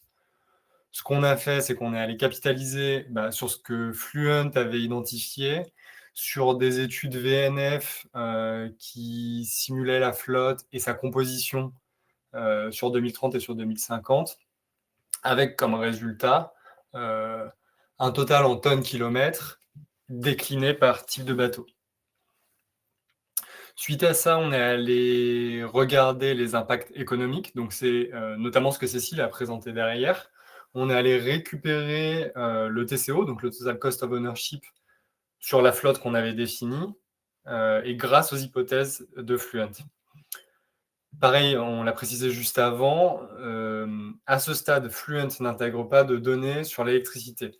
Donc nous, on est allé ajouter des données sur la batterie. Bien entendu, le modèle que l'on a créé, il est modifiable, adaptable, donc on pourra le mettre à jour quand il y aura de nouvelles données ou quand elles seront elles-mêmes mises à jour, ces données. In fine, ça nous permet d'avoir un TCO par type de bateau et par type de carburant à horizon 35 et à horizon 50. Donc là, on est plutôt sur une partie coût. On a fait le même exercice sur une partie impact climatique, à savoir les tonnes de CO2 émises par les bateaux. Et donc, pareil, par type de carburant, enfin par type de bateau, par type de carburant et à horizon 35-50. Au-delà des tonnes de CO2, on est allé regarder rapidement quelques polluants qui ont été abordés dans Fluent. Une fois qu'on avait ces éléments, on est allé capitaliser sur 3 scénarios de composition de la flotte qui ont, eux, été élaborés par la CCNR. Le but, c'est d'aller un peu jouer sur nos données et de les simuler en disant que se passe-t-il si en 2035, on a telle répartition des carburants, comment ça fait évoluer nos coûts et nos émissions de CO2, et même chose sur 2050. Et là, du coup, si on passe sur la slide d'après, les trois scénarios qu'on a utilisés, donc encore une fois issus de la CCNR. Il y a un scénario statu quo que vous ne voyez pas à l'écran parce que c'est assez simple. On reste sur le fonctionnement actuel, 100% GNR aujourd'hui, 100% GNR 2035, 100% GNR 2050. Deuxième scénario conservateur. Scénario conservateur qui, à 2035, nous donne une majorité de GNR, 15% de HVO et 5% de batterie. Diversification à horizon 2050 pour ce scénario conservateur, avec un peu plus de la moitié de HVO, et après une répartition égale sur H2, bio-GNV et GNR, 10% chacun, et 15% de batterie. Le scénario innovant, lui, à 2035, on aurait 3/4 GNR et le reste sur de la batterie du HVO et du H2, avec un peu moins d'hydrogène.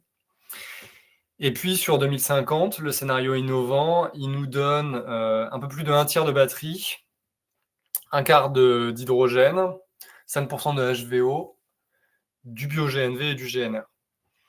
Un point important sur la méthodologie de ces modélisations. Le méthanol, on n'a pas de données sur les TCO ou sur les émissions de polluants sur le méthanol.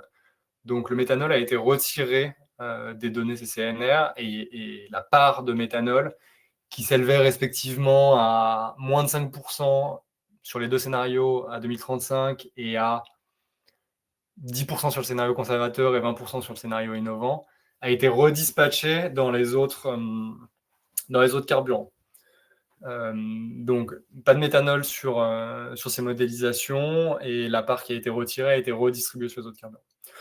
Voilà, donc on a des simulations de flotte à 35-50, on a des éléments de prospection, enfin on a des scénarios d'utilisation des différents carburants et on a les estimations de coûts et d'émissions de CO2 sur ces mêmes horizons, ce qui nous a permis de modéliser les impacts en termes de coûts et de changement climatique.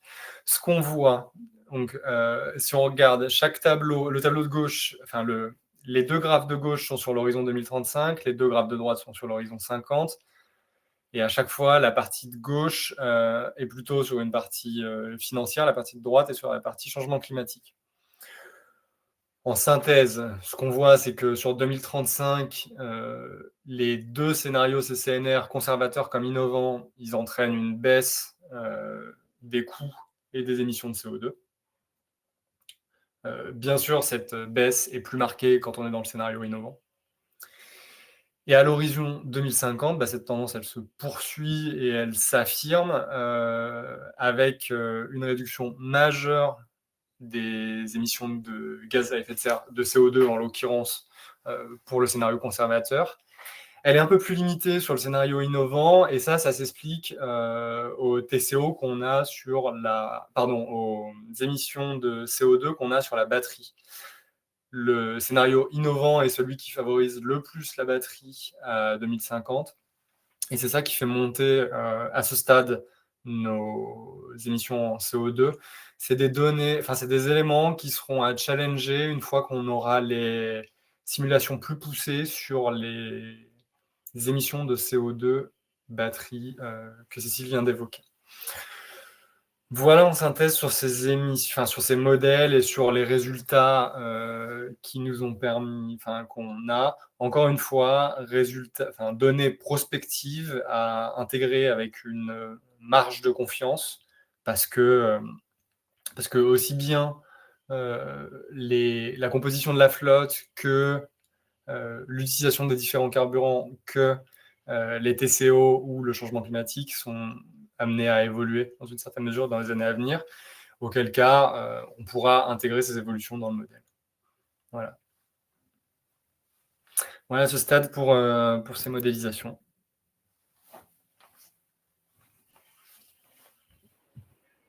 Très bien, merci Adrien. Donc on va passer à la dernière partie, sachant qu'après il y aura d'autres séances de questions et autres. Donc porte sur les infrastructures compatibles sur le réseau Senesco. Qu'est-ce que ça veut dire concrètement? On est allé regarder finalement sur l'ensemble de l'itinéraire les projets d'infrastructures qu'il pouvait y avoir sur les différents carburants alternatifs afin d'identifier dans quelle mesure ceci pourrait alimenter un avitaillement en carburant alternatif pour le fluvial. Alors bien évidemment, il s'agit de projets qui généralement ne visent pas directement le fluvial, mais plutôt d'autres types de mobilité, que ce soit le maritime ou le routier. Néanmoins, en fonction de leurs caractéristiques, ces projets peuvent également aussi alimenter d'autres usages comme le fluvial, et c'est ce qu'on est allé regarder sur les différents types de carburants.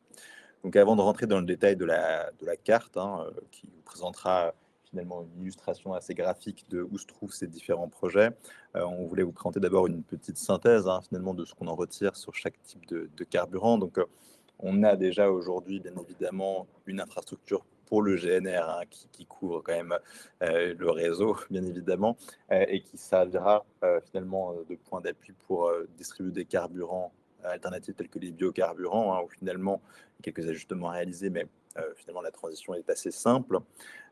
Si on va désormais sur des carburants tels que le GNL, donc aujourd'hui, le GNL il peut être réalisé dans la plupart des grands ports maritimes du réseau, pas tant dans les terres, mais voilà, plutôt aux extrémités du réseau, avec des zones adaptées et sécurisées pour faire ce type de transfert, et donc qui pourrait à terme être aussi utilisé pour passer à du bio-GNL.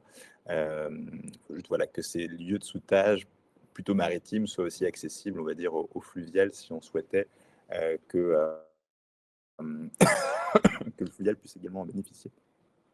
Concernant le GNC, le bio-GNC, là aujourd'hui, il n'y a pas forcément d'infrastructure existante pour le fluvial. En revanche, il y a un réseau de stations routières qui distribuent ce type d'énergie, dont certaines sont assez proches des axes fluviaux et où là également des synergies pourraient être envisagées. Si on regarde maintenant les molécules d'hydrogène, on le verra tout à l'heure, un certain nombre de grands projets de production d'hydrogène le long du réseau Senesco, qui fait que finalement cette molécule, elle devrait, si ces projets vont à leur terme, être relativement disponible pour des acteurs du fluvial, puisque beaucoup de ces projets comportent des volets mobilité et donc un type d'hydrogène qui pourrait être utilisé dans des piles à combustible. Sauf que voilà, aujourd'hui, les infrastructures de distribution ou les modalités de distribution pour le fluvial sont finalement encore assez rares. Enfin, concernant le bio et le e-méthanol, donc il y a quelques projets de production de ces molécules bas carbone qui sont à proximité de l'itinéraire, généralement dans les ports, mais pas que. On le verra tout à l'heure sur la carte. Concernant le soudage de méthanol, qui est un petit peu différent du GNL, il a déjà aussi été expérimenté dans certains ports. En revanche, son soudage en dehors de ces grandes zones industrielles et portuaires pourra peut-être présenter des complexités. Et enfin, sur l'électricité, on en a parlé déjà un petit peu.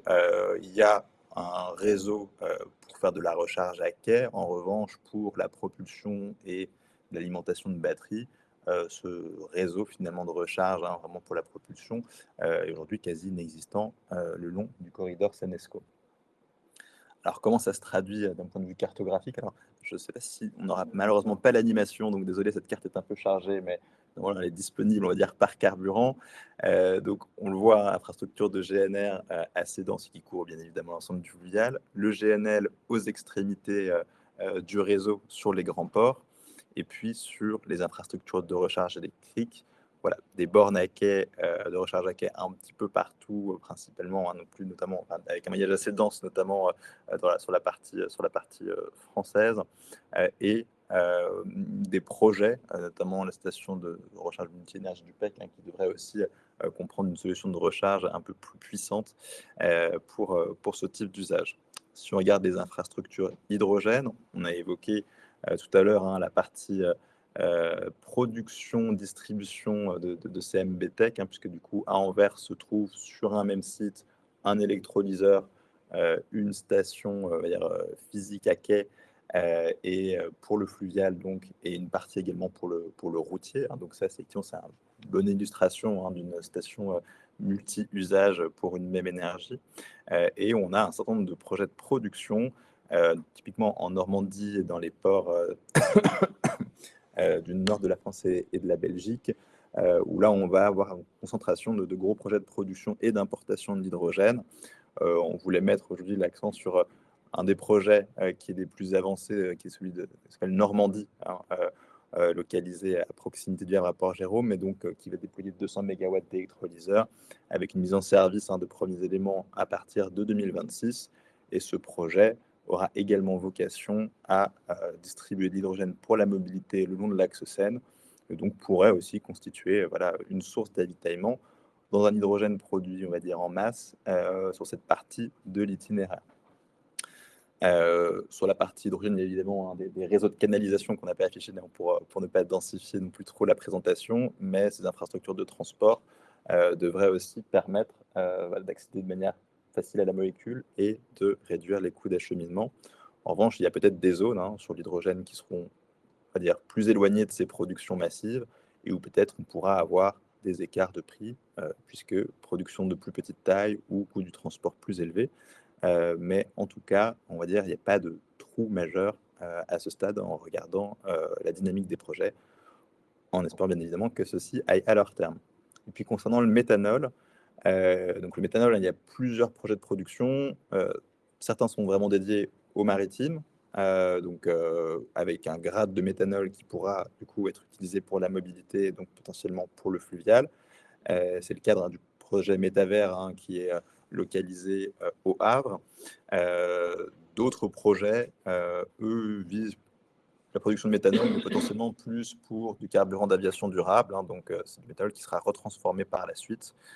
Néanmoins, voilà, ce projet du Havre, celui qui est également situé dans les Hauts-de-France, et puis un autre près de Moerdijk, du coup, aux Pays-Bas, sont aujourd'hui les principaux projets identifiés. Dont certains pourront potentiellement appuyer un avitaillement fluvial si les infrastructures et les conditions de sécurité sont respectées pour procéder à ce type de soûtage. Voilà pour le tour d'horizon sur les différentes infrastructures qui existent. Il y a d'autres projets en cours, les projets évoluent, certains s'arrêtent, d'autres apparaissent. Donc à ce stade, l'idée c'était de bien regarder ce sur quoi on pouvait déjà capitaliser pour le réseau Seine-Esco. Et donc la suite sera à définir dans le cadre du cadre stratégique. Merci Kevin. Donc on vous a présenté de façon synthétique l'ensemble des travaux réalisés par le groupe de travail carburant alternatif du GIE Seine-Esco. Donc nos prochaines étapes et la majeure, c'est de rédiger ce cadre stratégique. En quelques mots, vous présenter un peu les objectifs de... Il y a un écho, est-ce que tu peux couper ton micro ? Vous présentez donc les objectifs de ce cadre. Donc l'objectif, c'est de définir les mesures à prendre, les solutions à mettre en place sur les plans techniques, administratifs, réglementaires et financiers, de déterminer aussi la stratégie des partenaires concernant les infrastructures à créer. On l'a évoqué, il y a le GIE Seine-Esco, mais aussi ses partenaires et puis des acteurs publics, privés, des ports intérieurs, maritimes, qui seront aussi associés. Et finalement, c'est répondre à 3 questions. C'est quels carburants seront privilégiés? Question difficile, si on se projette à 2035 et encore plus à 2050. Quelles solutions seront privilégiées en termes d'avitaillement et choix techniques et d'infrastructures? Et puis, pourquoi les partenaires aussi font ce choix et comment on peut aussi engager les partenaires? L'enjeu, c'est bien sûr d'avoir une stratégie qui réponde à l'ensemble du réseau Seine-Esco, donc qui soit transfrontalier, et qu'on ait des solutions aussi qui répondent aux usages et aux besoins des utilisateurs et des logisticiens.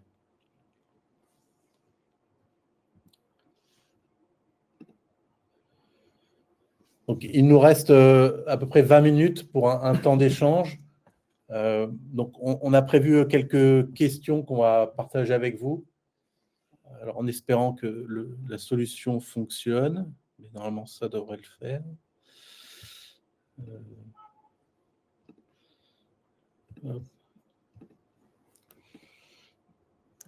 Oui.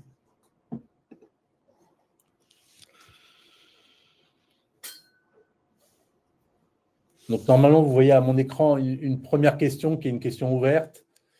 Donc, on vous invite à saisir vos réponses. Donc, la question, c'est, voilà, au regard de vos expériences, de vos différents travaux en tant que participant, voilà, quels sont les points d'attention essentiels à ne pas oublier dans l'élaboration du cadre stratégique, que ce soit sur les volets techniques, réglementaires, économiques, administratifs.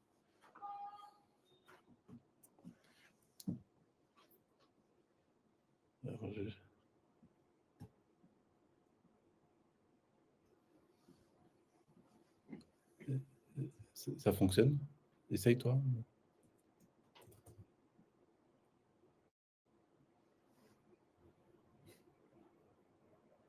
Ça fonctionne? Ouais.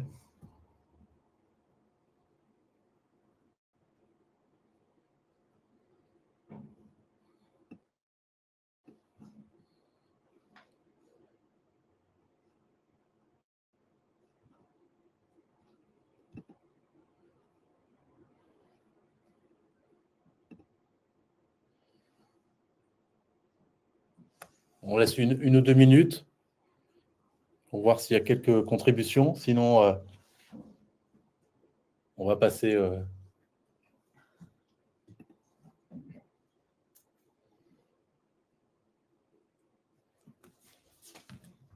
Ok, ça commence à arriver.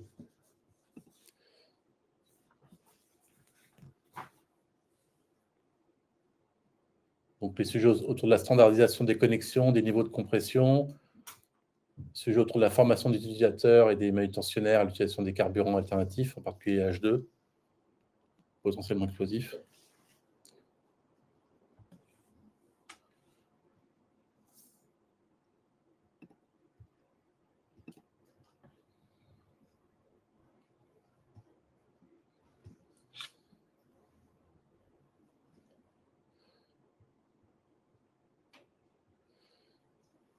Bon, je vois qu'on aura peu de contributions sur cette question. Ah, voilà, ça va.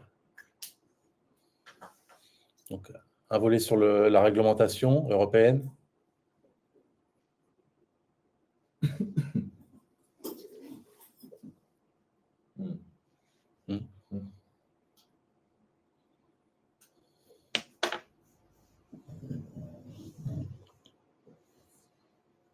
Est-ce que les experts voulaient réagir aux questions? Ça vous interpelle?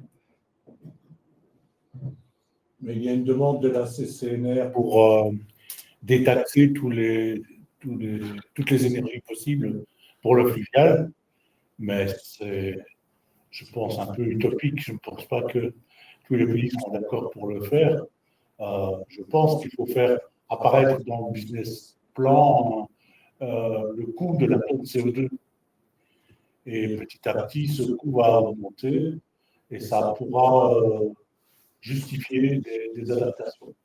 Mais il est clair que les États peuvent difficilement subsidier des OPEX, bien des CAPEX, mais c'est en train de changer.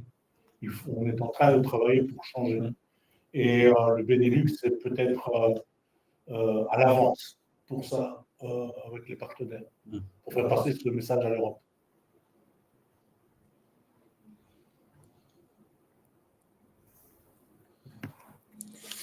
Travail réglementaire au niveau du transport de certaines molécules, transport H2 par camion interdit dans les villes.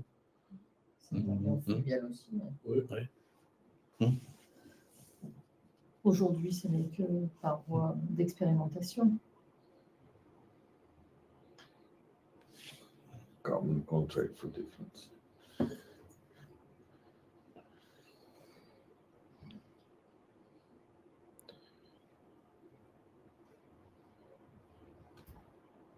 Comme ça, j'ai passé et la discussion au niveau européen. Okay.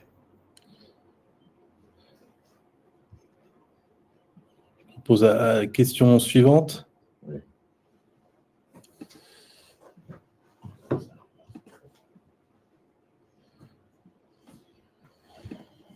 Donc, on a une deuxième question qui est question sous forme de ranking. Donc, de recueillir un peu votre vision sur quels sont les thèmes les plus prioritaires à approfondir dans la suite du travail, et en particulier dans le cadre du cadre stratégique. Donc, est-ce que c'est le choix des carburants alternatifs à privilégier, l'adaptation des infrastructures portuaires et fluviales, le cadre juridique et administratif des partenaires, les modèles économiques et de financement des investissements, ou l'interopérabilité et l'harmonisation transfrontalière. Donc là, ce qui est demandé, c'est de prioriser les 5, de 1 à 5. On va voir. Voilà. Vous pouvez répondre si vous, expert.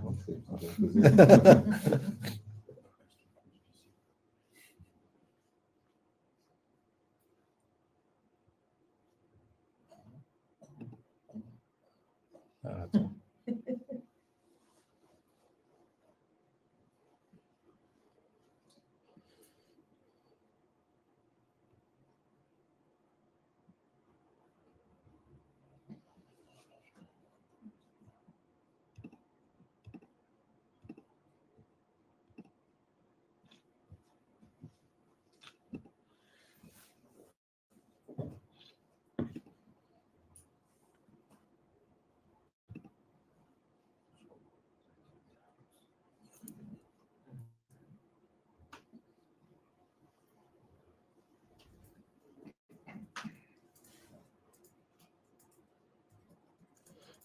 Alors, à la question que voulez-vous dire par cadre des partenaires, c'est finalement, on a aujourd'hui 2 pays. Donc, c'est comment on articule aussi les cadres réglementaires des 2 pays, aussi avec au niveau européen. Voilà, il y a plusieurs acteurs qui rentrent en ligne de compte.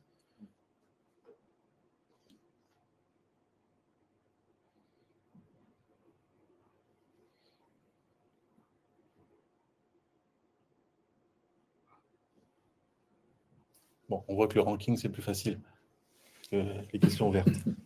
Donc, on a 10 contributions pour l'instant, 12.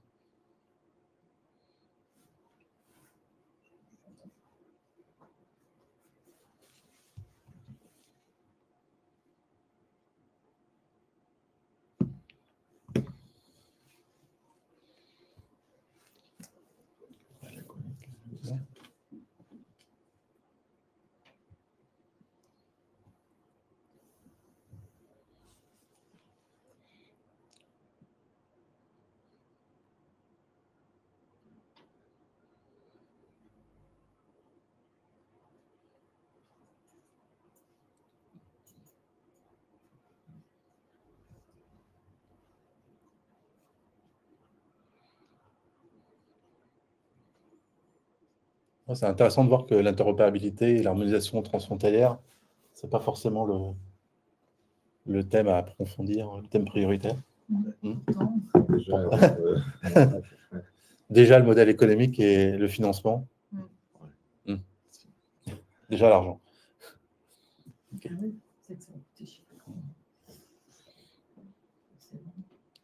Mais en même temps, 13 personnes. Oui, oui, ça peut être pas représentatif. Mais...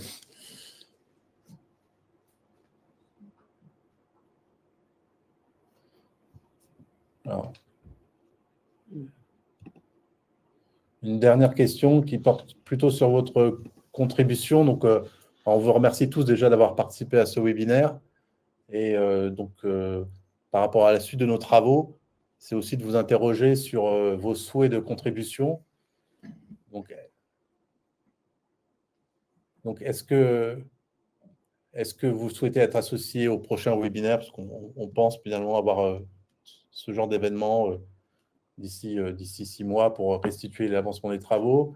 Est-ce que vous avez envie de contribuer via des notes peut-être rédigées sur des retours d'expérience, un point de vue technique?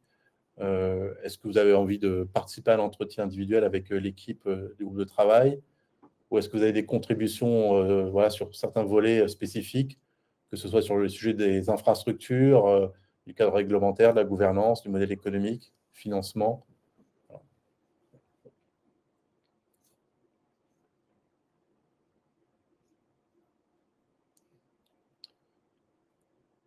Alors, nos questions ne sont pas très claires, d'après Karine. C'est de la précédente. Elle t'a payé un mois. Non, c'est pas multi-choice, il faut en choisir une.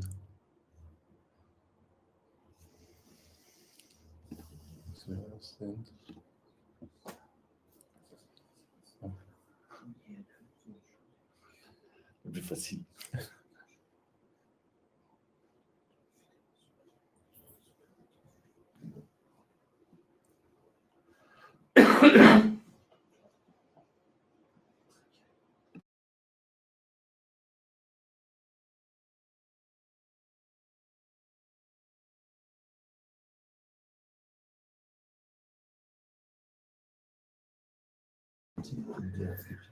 Oui. Oui, c'est pas un choix multiple, donc c'est plutôt ce qui est privilégié selon vous. Donc, ce qui ressort, c'est contribuer et participer au prochain webinaire. Et pour certains, avoir des entretiens individuels. Donc, on reviendra vers vous, bien sûr.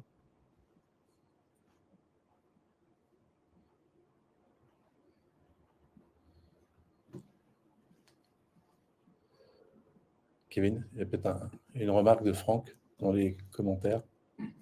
Oui, tout à fait. C'est vrai que pour l'instant, on parle de molécules génériques. Il faut bien regarder comment elles sont produites et quel est l'intérêt d'un point de vue énergétique pour celles-ci.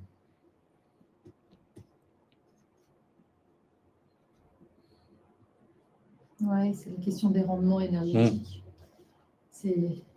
Ça ne figure pas dans les présentations, mais on a quand même vraiment pris en considération ce paramètre. Et Franck a tout à fait raison de le soulever.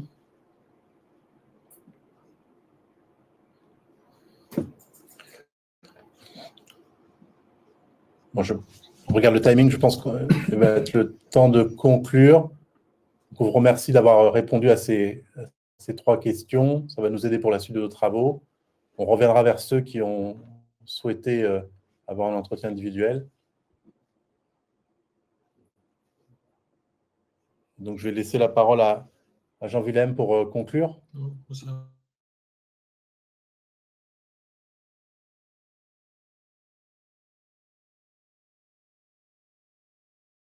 Thierry, je laisse conclure.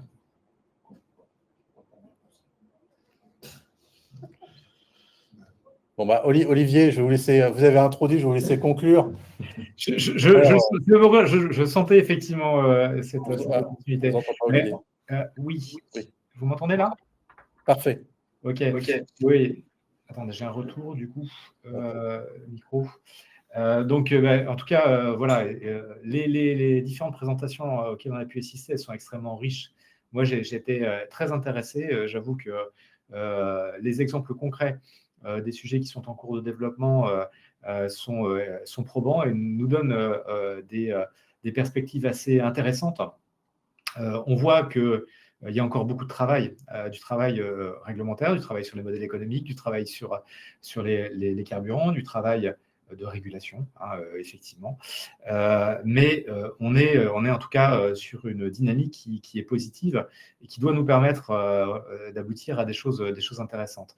Donc, moi, je suis heureux de ce webinaire qui, en tout cas, a permis de partager cet état de l'art, cet état d'avancement. C'est un point d'étape dans tout le travail qu'on mène avec le GIEC-UNESCO et le groupe de travail dédié aux carburants alternatifs. Donc, on va s'appuyer sur les réponses au pôle qui ont pu être effectuées pour continuer à avancer en priorisant les choses qui semblent les plus intéressantes. J'ai compris que c'était essentiellement le modèle économique et les choix de carburant, en tout cas le mix carburant qu'il fallait creuser. Mais en tout cas, je vous remercie et je vous souhaite à toutes et à tous une excellente journée et au plaisir de vous retrouver pour peut-être un prochain webinaire.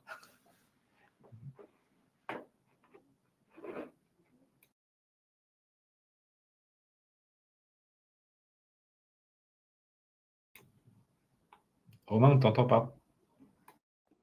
Oui, alors je disais très rapidement qu'on remercie bien sûr les participants et les intervenants, les membres du groupe de travail, et puis qu'on pourrait diffuser le support qui a été présenté aux participants, ainsi que le lien vers parce que la séance a été enregistrée. Voilà.